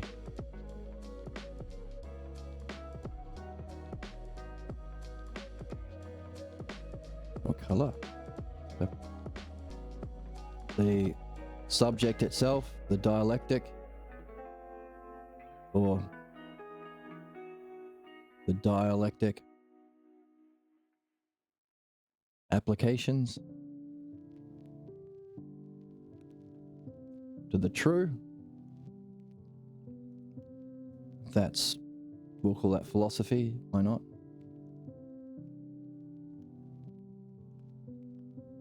Like the dialectic philosophy we've been talking about, removing the false. That's philosophical midwifery. Dream analysis is necessary for both. It will correct you and guide you in your reading. It will also give you the clues that you need to solve to remove your problems in midwifery. And of course, you need to share it with others to inspire others in the game, very much like Palamedes. That's mythology. Make the video game that actually works, unlike the Gnostic John, who didn't design his game very well by mixing up his metaphors and things. Mythology. So, a dialectic on the dialectic. 1, 2, 3, 4 applications of the dialectic, which itself has 4 terms. Pretty neat. Bless you. Excuse you. Bless you. Bless you. Bless me. That's a crazy one. There's only two options at the end of an argument. One, you're wrong, but now you always get to be right about that topic going forward, so you get to learn something, which is always a plus. Or two, you're right, and you get to revel in being right. It's a win-win. It's a win-win. And we can add dreams help for both of those two things, and you can share the principles and the method through mythology and create a kick-ass anime where the main character goes through this. So,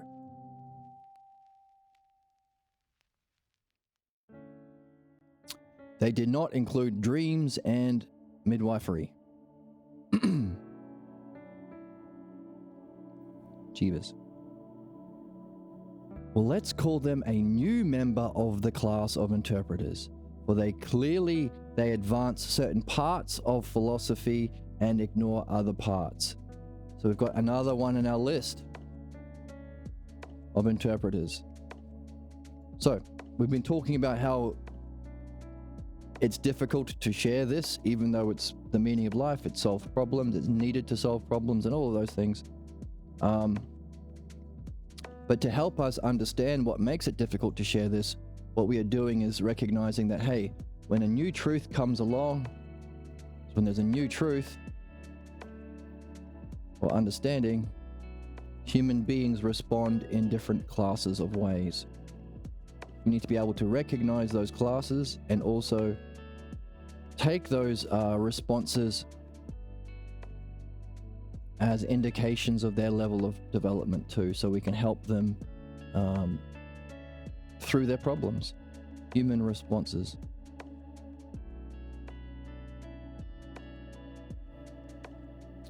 We have the worst. Paul, reject the new and keep the old. That's not Paul. There's people who just say, get out of here. We have Paul who claim, Paul said, I claim to speak for Jesus because God said so, and I'm going to reject everything Jesus said. Modern Christians are Pauline. Claim to speak for the new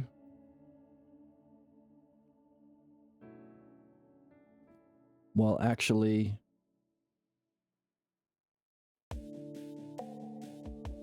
doing the old. And we can call that a wolf in sheep's clothing.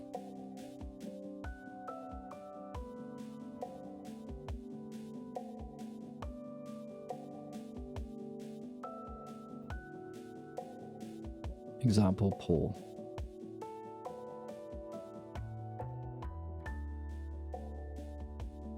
Modern Christians only quote Paul.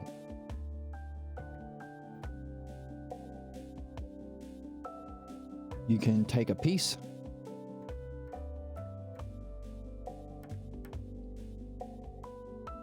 as the modern Democrats are refusing to give up their fascism to actually help people. They see people like Mundami, Zoran Mundami getting support, and so they'll take a piece and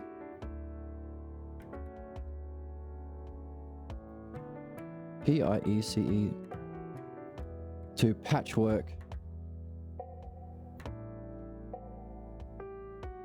the old.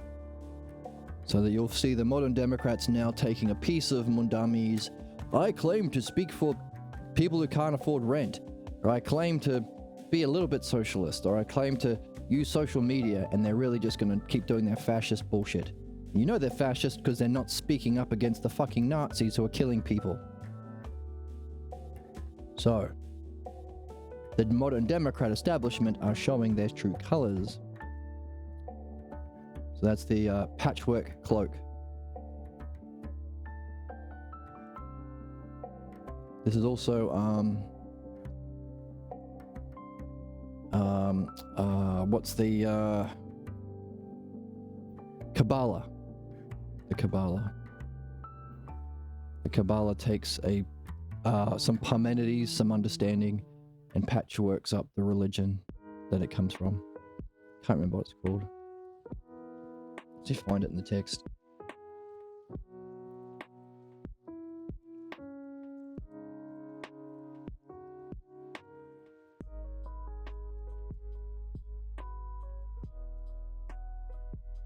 The KH. Kabbalah. Let's Google it. Kabbalah. 2 B's. K-A-B-B. Here we go.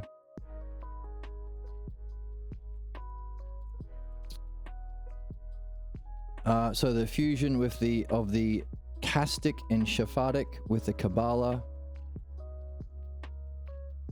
What?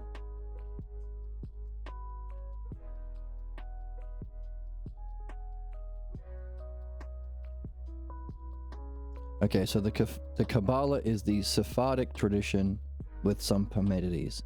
Sephardic. I don't know what Sephardic is, but it's in the book. I will have to look that up later. Kabbalah, which is Parmenides, Socrates' teacher, plus Sephardic.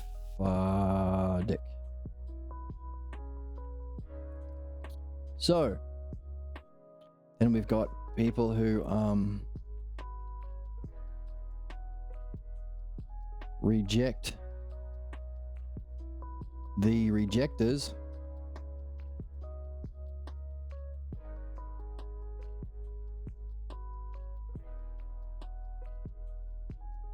that's Mark.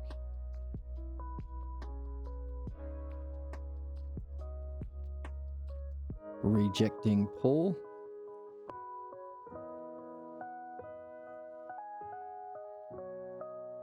We have the supporter of the rejectors.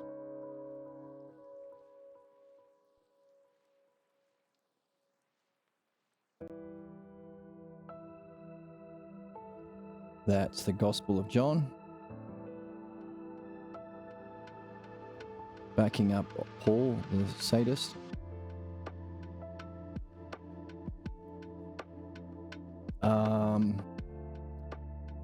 Of course, you could have somebody who just rejects the old for the new. That would be the best, but I haven't got that yet.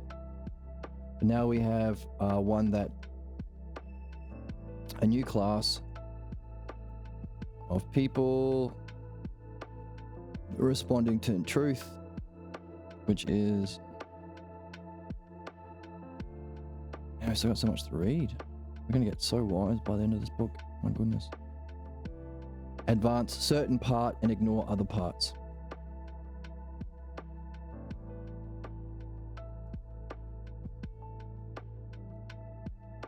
Certain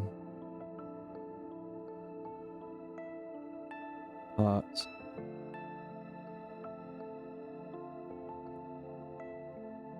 and ignore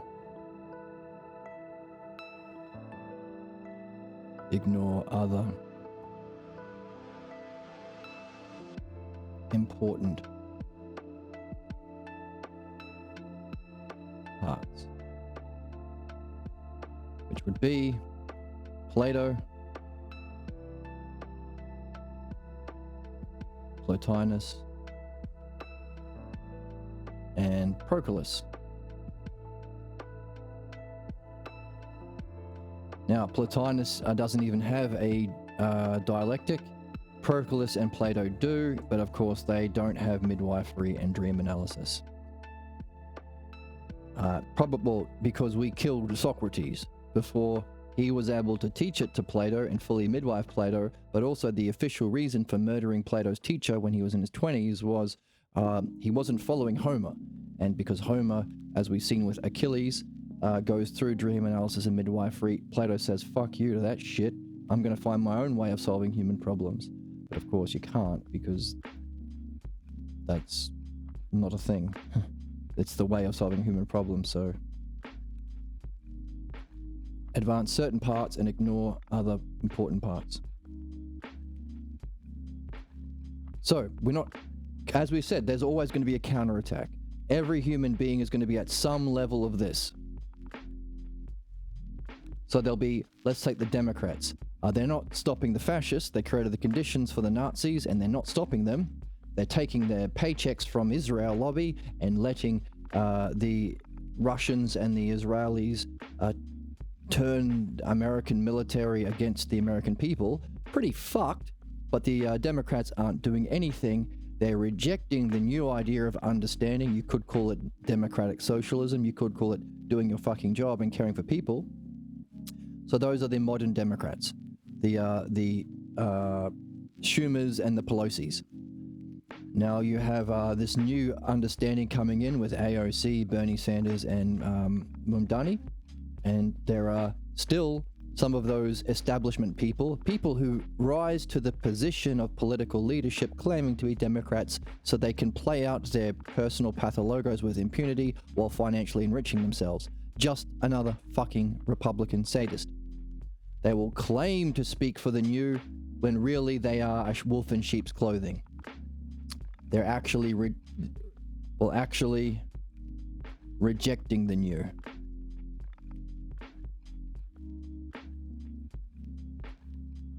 Well, actually, so you'll see lots and lots of these people in the near future. Well, actually rejecting on color. Rejecting the new. For the old. Their old beliefs. Okay. Some will take a piece. I do like that understanding, but I don't want to say that Jesus isn't Lord. So I'm gonna add this, respect women thing, or women should have equal rights thing. But I'm still gonna be a Christian, right? Patchwork. The Kabbalah is an example of that. The Sephardic tradition with some understanding of the Parmenides. There are the rejectors of the rejectors. Mark sees Paul doing his bullshit and rejects that and gives us the story of Jesus. The church tried to lie about it and added the resurrection story. There is no Easter in the book of Mark. That was added. Tell your friends. You have people like John who get on board with the fascists. So all of the bootlickers of Trump, you could say. That's like the Gospel of John, supporting those that reject or claiming to be a politician but harming people. And then we have people taking parts but ignoring other parts. A lot of modern philosophers I see on YouTube are like this. They'll use the terminology of philosophy. They'll use the word dialectic or use the word wisdom, but not really doing it. They're just either this, or maybe even if they do something to do with metaphysics, they're not. I don't see anyone else doing dream analysis. I don't see anyone else doing philosophical midwifery. So at best, they're like Plato, taking some parts but ignoring the most important parts, or certain important parts. But it's normal. This is the world that we're born into. But what we can do is understand that there will be some, and hopefully some more, like there'll be some like ace people out there who will just reject the old for the new. So those are the ones that that are the awesomest. But we have to acknowledge and anticipate there'll be lots on these different levels, and we need to understand how to, acknowledge that, act in harmony with that, and help those people. Hey, you're doing this. This is where it is. Here are the other ways you could have responded. This is the order of those levels. This is where you are within the whole. For some, that might be enough to wake them up. Oh shit, you completely anticipated what I would do, and you've understood it within a whole system of other things. Yes, now here's the next level. Or here's the top level. You take a pick. Are you going to make a stepwise movement, or are you going to jump to the top? Are you going to move like a thief? Or are you going to clumber along like a warrior class or a paladin or something? Because here's the whole system. Are you going to just reject the old and get right into midwifery and dream analysis and the dialectic? Or are you going to, get into the Gnostic Gospels and move away from Paul and read the Adam and Eve story properly and do that activity that Jesus told you to do? Who are the people? What did they say? Which turned out to be true and which were wrong? Which were the prophetic or the future claims and who were right? Are you going to do that? You can do that. Because that's our task. We have to share this. If we weren't sharing this, we would be in that class of Plato. We'd be better than Plato because we've got midwifery and both is both, that's wrong. Dream analysis.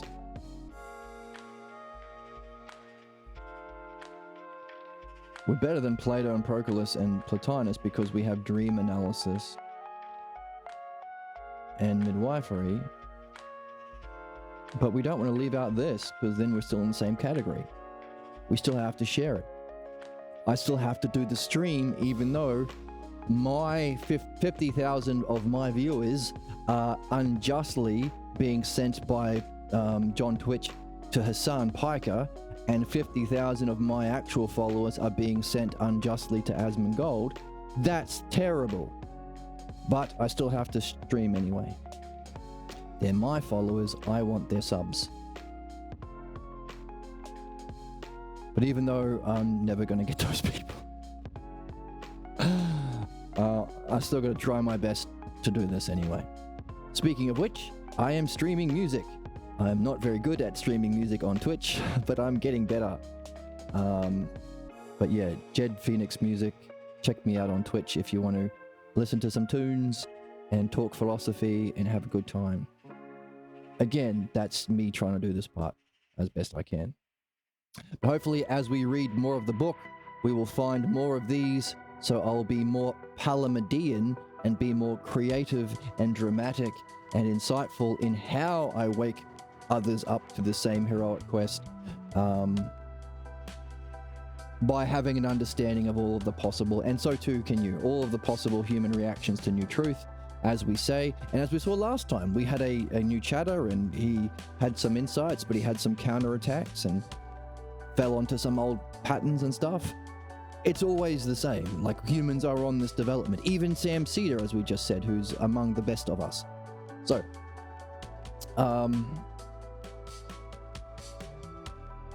so having an understanding and ordering of the parts, that's Apollo, or the ordering. Having an understanding of the whole, that's Aphrodite, or beauty, or symmetry.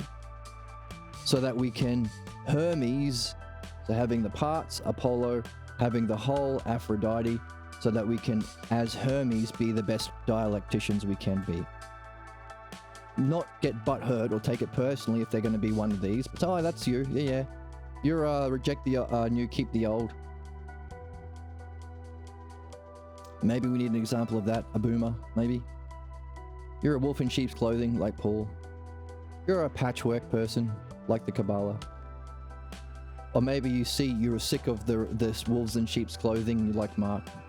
Maybe you're a supporter of the wolves in sheep's clothing, like John.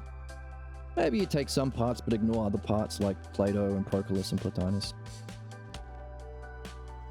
But then hopefully, if you can see this as a part, they'll be curious, hang on a second, that's an interesting ordered set.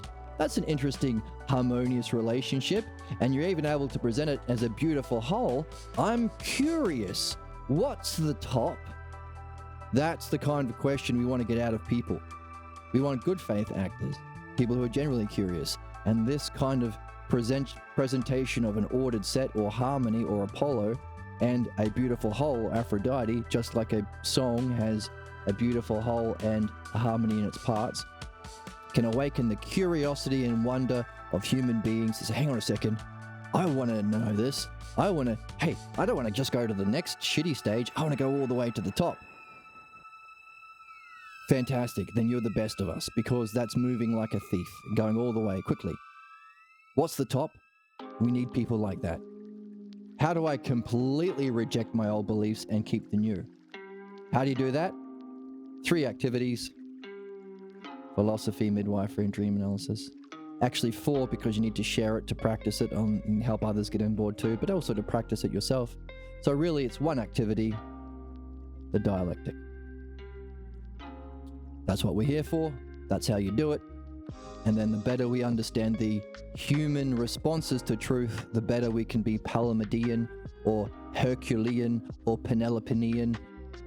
Hercules is the ideal functioning like this, while your state of mind transcends and yourself transcends even being. Penelope is the female version of that, who has to overcome even greater struggles, difficulties, and odds, being a woman in a patriarchy. That's the greatest hero, Penelope or Hercules. That's the game. Understanding this as we continue to read will help us. These are the three applications of the one thing we're here to do. That's the meaning of life. But even though it's the meaning of life, as we've seen time and time again in this book, saying something clearly and simply will mean most people won't get it. But we try anyway, because that's the top. We don't want to reject a part of it. That's not the top responder to truth. We want to take all of it, so we try our best to share it and have fun. They're secretly turned on by it. And people are secretly turned on by that. That's a lot of fun. Is this chat full of dumb? That's weird that you think that. Okay, that's awesome. That's awesome. Oh! On that note, we've seen something about John today. We've revised the ordered set of human responses. We've solidified for ourselves what do we need to do to be heroic.